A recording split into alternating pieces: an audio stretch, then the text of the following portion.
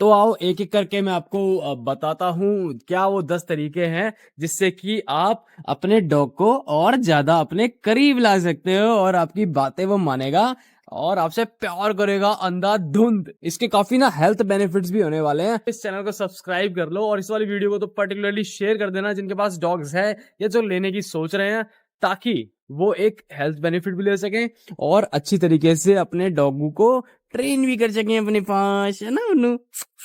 तो सबसे क्यूटेस्ट वाली जो चीज है ना उससे मैं स्टार्ट करता हूँ। एक साइंटिस्ट ने क्या किया, 10 डॉग्स और 10 डॉग्स के ओनर्स को एक रूम के अंदर बंद कर दिया और नोटिस किया कि क्या ऐसी हरकतें वो करते हैं डॉग के साथ जिससे कि उनके ऑक्सीटोसिन ऑक्सीटोसिन को बोला जाता है लव हार्मोन, वो कैसे निकलते हैं डॉग के अंदर, क्या करने से निकलते हैं। तो ये नोटिस किया गया कि जिन भी ओनर्स ने किस किया जितनी बार भी अपने डॉगू को, उतना ज्यादा डॉग खुश हुआ और उतना ज्यादा उनका बॉन्ड स्ट्रांग हुआ। तो पहला था ये किस योर डॉग। लेकिन सिर्फ किस करना ही एक ऐसा टच नहीं है जो डॉग्स को बहुत पसंद है। तो नंबर सेकंड पे हम आते हैं इसी को लेके। साउथ अफ्रीका के साइंटिस्टों ने ये एक स्टडी करी जिसमें कि क्या करा, 18 डॉग्स और उनके ओनर्स ओनर्स को ऑब्जर्व किया 1 घंटे तक और सबसे ज्यादा देखा कि डॉग के साथ वो लोग क्या करते हैं जिससे कि सबसे ज्यादा ऑक्सीटोसिन रिलीज हुआ। तो ये निकला कि जिन्होंने ऐसे ऐसे ऐसे ऐसे ऐसे ऐसे पेट किया, आप इसको बोलते हैं पेट करना या प्यार करना, ऐसे ऐसे जो टच किया तो वो उनके लिए बहुत प्लेजरेबल था और डॉग्स को भी ना वो बहुत ज्यादा पसंद आया। तो नंबर 2 हो गया पेट योर डॉग। और कुछ ही मिनट ऐसे पेट करने से हुआ क्या कि डॉग्स का भी ब्लड प्रेशर कम हो गया, इंसानों का भी जो ब्लड प्रेशर था वो रिलैक्स हो गया और ऐसे ऐसे हार्मोन्स, ये देखो दो तो मैं बता सकता हूँ, डोपामिन और ऑक्सीटोसिन, और बाकी मैं प्रोनाउंस नहीं कर सकता, सॉरी साइंटिफिक नाम है। तो वो दोनों को ही बेनिफिट मिले, डॉग को भी और इंसान को भी। तो कितना अच्छा है ना एक एक डॉग को पेट करना। जैसे ये सिर्फ 2 तरीके नहीं है अपने डॉग को प्यार दिखाने के, ऐसे ही डॉग के पास एक तीसरी लैंग्वेज भी होती है, मतलब आप दो कम्युनिकेट करने की, इंसान की और डॉग की, जो कि जापानीज साइंटिस्टों ने ढूंढी है, एक तरह से रिकॉग्नाइज करी है मतलब। तो एक स्टडी में पाया गया कि 30 जोड़ों को, डॉग्स के और इंसानों के जोड़ों को ऑब्जर्व किया गया। 30 में से सबसे ज्यादा जिन लोगों ने अपने डॉग की आंख में आंख डाल के गेज किया, देखा और घूरा, तो डॉग्स के अंदर तो 130% से ऑक्सीटोसिन लेवल बढ़ चुके थे और ह्यूमंस के अंदर 300% तक का ऑक्सीटोसिन का इंप्रूवमेंट देखा गया। तो देख रहे हो यार ये तीसरी लैंग्वेज कितनी ज्यादा स्ट्रांग है। तो करना क्या है, डॉग्स की आंखों में आंख डाल के प्यार से देखो, एक बहुत ही बेहतरीन रिलेशन बनेगा। पर क्या ये जो ओनर है और डॉग का जो बॉन्ड है वो रियलिटी में कुछ ऐसा होता है क्या, या सिर्फ ये जो आप खाना वाना देते हो या आपने इनको लाके अपने घर में रख लिया है, सिर्फ वो ही है एक वजह आपको प्यार करने की। तो इसकी भी एक रिसर्च हो चुकी है, ऑस्ट्रियन साइंटिस्टों ने ये रिसर्च करी थी। इसमें करा क्या उन्होंने कि एक रूम के अंदर डॉग को ले गए और कुछ सॉसेजेस और कुछ ऐसे पजल्स और ऐसे गेम उन्होंने रख दिए डॉग के सामने जो उसको सॉल्व करने होते हैं डॉग को, मतलब एक पजल के साथ खेलना है बेसिकली, उसको खेलना है, कितना वो जितना खुश होगा जितना कॉन्फिडेंट होगा उतना वो ज्यादा उसको सॉल्व करने की या खेलने की कोशिश करेगा। अब क्या होता है कि पहले केस के अंदर डॉग जाता है, डॉग का ओनर जाता है और वो पजल होता है, और दूसरे वाले में क्या करते हैं कि डॉग होता है और एक अननोन पर्सन होता है और वो पजल होता है।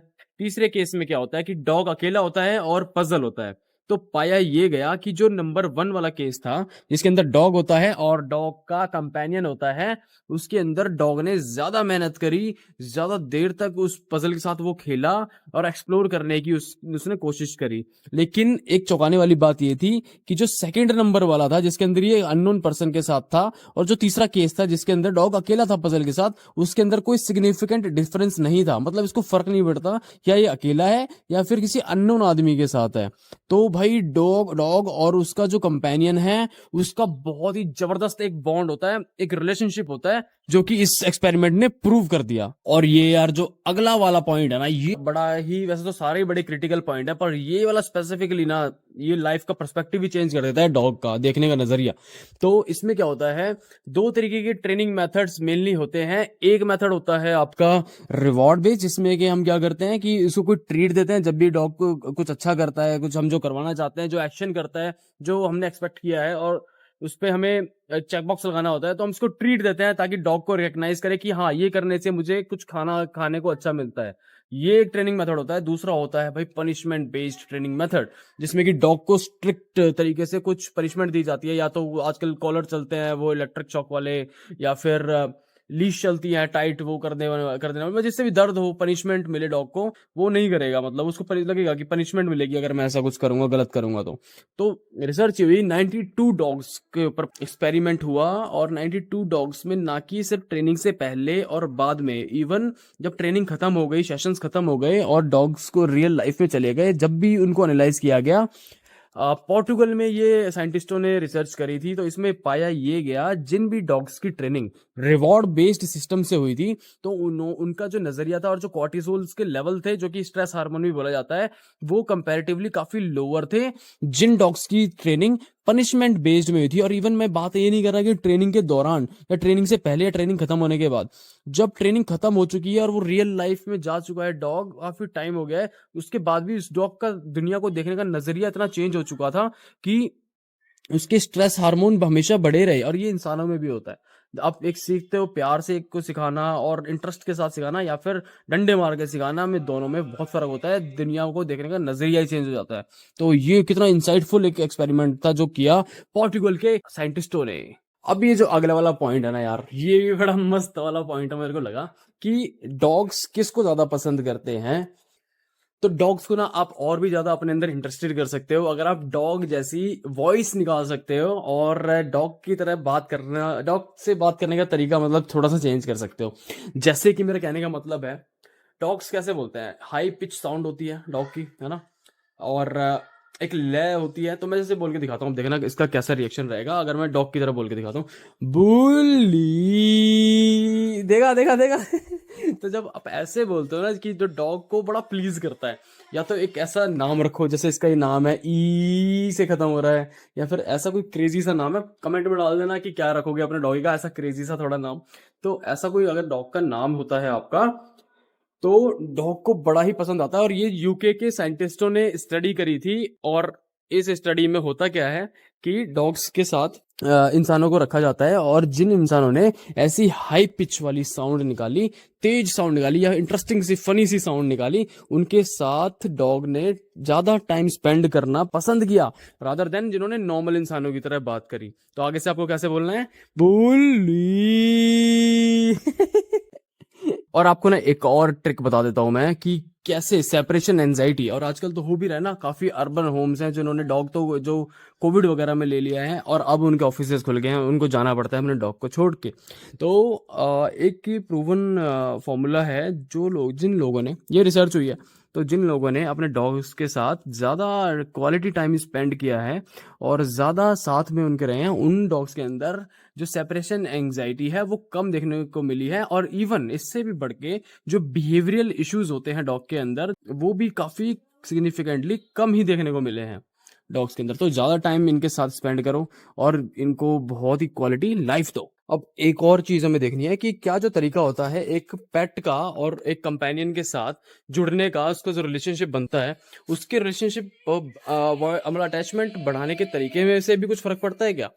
तो ये इस रिसर्च हुई है एक हंगरी में, 1508 कुत्तों के ऊपर रिसर्च हुई है कि कुछ तो डॉग ऑनर्स है जो कि अवॉइडेंस बेस्ड, जैसे कि हमने कहीं पे डॉग को ऐसा दिखाया कि हम तेरे को छोड़े जा रहे हैं, हमने तेरे को बांध दिया, तो इससे क्या हुआ कि डॉग्स के अंदर काफी ना अनसर्टेनिटी देखी गई और एक अविश्वास देखा गया अपने ओनर्स के प्रति, जहाँ की एक जो ऐसा रिलेशनशिप था जहाँ पे इसको डॉग को हमेशा पता था कि कुछ भी हो जाए मेरा ओनर मेरे आसपास ही रहेगा, मेरे साथ ही रहेगा। तो वहाँ डॉग भी ज्यादा कॉन्फिडेंट बना और ओनर के साथ उसका जो बॉन्ड था वो भी ज्यादा स्ट्रेंथन हुआ।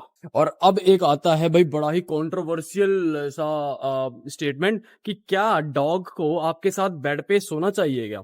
अब भाई रिसर्च जो हुई है, और एक सीईओ है नॉर्थ अमेरिकन ट्रस्ट की सीईओ है, काफी रेप्यूटेड है वेटनरी साइंस के अंदर। अब उसके अंदर उन्होंने ये पता लगाया कि जो न्यूरोट्रांसमीटर्स हैं वो काफी अच्छे ग्रो होते हैं डॉग्स में भी और ह्यूमंस में भी। जो भी डॉग्स अपने ह्यूमंस के साथ सोते हैं तो वो बेनिफिशियल दोनों के लिए ही है।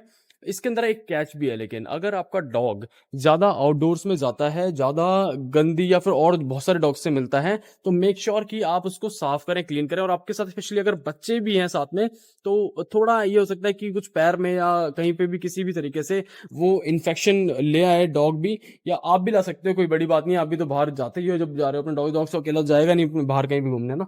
तो ऐसा साफ सफाई का थोड़ा ध्यान रखना है, पॉज वगैरह थोड़े क्लीन कर देने हैं हमें, और बेड पे चढ़ाने से पहले। बाकी कोई दिक्कत नहीं है, आप बिल्कुल सो सकते हो अपने डॉग्स के साथ। डॉग्स बिल्कुल सो सकते हैं अपने ओनर्स के साथ। और भाई लास्ट वाला आता है कि क्या अपने डॉग को आप हाय और बाय बोल सकते हो, बोलना चाहिए या कैसे बोलना चाहिए, इसके क्या क्या तरीके हो सकते हैं। तो स्वीडिश साइंटिस्ट थी, उसने ये पता लगाया, उसने करा क्या, एक्सपेरिमेंट किया था, पहले मैं आपको वो बता देता हूँ। वो अपने डॉग के साथ खड़ी हुई और उसने किसी स्ट्रेंजर को बोला आने के लिए उस रूम के अंदर, और तीनों अलग अलग तरीके उसको बताए ग्रीट करने के डॉग को। तो पहला तरीका जो बताया उसने कि सिर्फ आपको आना है और मेरे से बात करनी है। दूसरे तरीके में आपको सिर्फ मुंह से या वॉइस से ग्रीट करना है। और तीसरे में आपको बोल के भी ग्रीट करना है और हाथ से भी ग्रीट करना है मेरे डॉगी को। और उसके बाद उन्होंने ब्लड टेस्ट किए तीनों सिचुएशंस के बाद कि क्या रहता है डॉग के अंदर। अब इसमें इंटरेस्टिंगली पाया क्या गया कि जिसमें पहली बार में सिर्फ डायरेक्टली डॉग आया और मिला ओनर से, तो उसमें कुछ ज्यादा चेंजेस नहीं आए डॉग के अंदर। दूसरे वाले के अंदर क्या हुआ, जिसके अंदर डॉग को वॉइस से एड्रेस किया गया, उसके नाम से एड्रेस किया गया, तो उसके अंदर हुआ कि डॉग्स के अंदर थोड़ा सा डोपामिन और थोड़ा सा ऑक्सीटोसिन, मतलब प्यार वाला हार्मोन बढ़ गया। और जो तीसरा वाला था जिसमें कि हाथ भी लगाया और डॉग के साथ थोड़ा मस्ती सी भी करी, मिलने के लिए हाय ऐसे बोला गया, तो उसमें काफी ज्यादा इंप्रूवमेंट ऑक्सीटोसिन और कोर्टिसोल के जो लेवल्स हैं, जो कि स्ट्रेस हार्मोन है, वो भी डाउन हो गए डॉग के अंदर। तो यानी जब भी हमें मिलना है, ये ध्यान रखना कि फ्रेंडली डॉग हो, एकदम ऐसे नहीं कि अग्रेसिव डॉग के जाके मुंह में हाथ देते हैं हाय करने के लिए, तो शायद उसके बाद आप हाय किसी को ना बोल पाओ।